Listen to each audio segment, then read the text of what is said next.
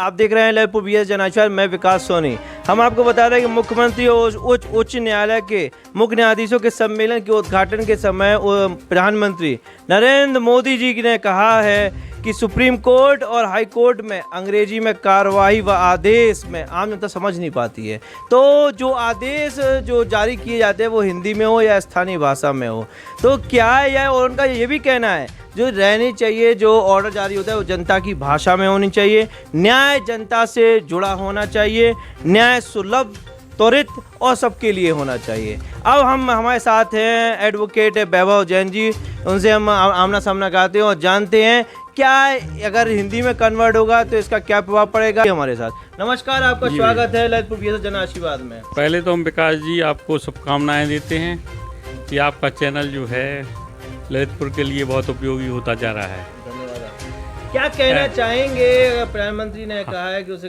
हिंदी और स्थानीय भाषा में होना चाहिए। हमारा कहना ये है कि जहाँ पर जो एक कानून है ये रोमन डॉक्ट्रिन से निकला हुआ कानून है और रोमन कानून से ही पूरा जो इंडियन कानून है वो बना हुआ है।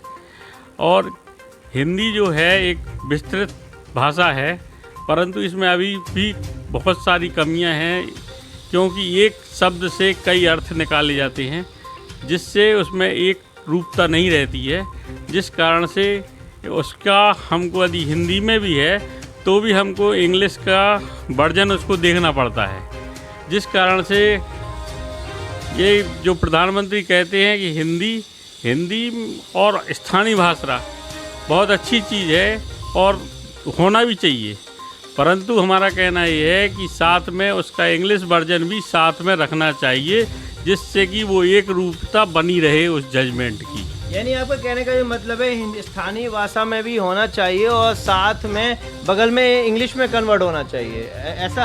हाँ, अच्छा। जिससे कि मतलब जो कानून है और जो मतलब जो जजमेंट की मंशा है उसको पूर्ण किया जा सके। तो प्रधानमंत्री की इस बात से आप सहमत हैं कि होना चाहिए, लेकिन हम इस बात से सहमत भी हैं और असहमत भी हैं।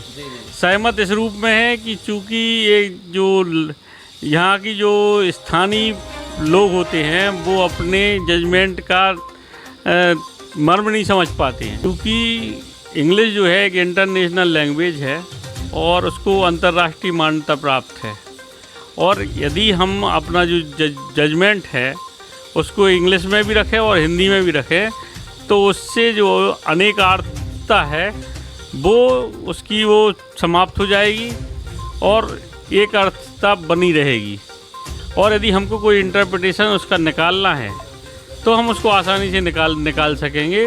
और यदि कभी कोई बहुत ही क्रिटिकल सिचुएशन है और हम किसी से कोई अच्छी राय लेना चाहते हैं तो हिंदी के विद्वान कम मिलते हैं, इंग्लिश के विद्वान आज के ज़माने में ज़्यादा मिलते हैं, इससे भी बहुत फ़र्क पड़ेगा। चलिए, बहुत बहुत धन्यवाद।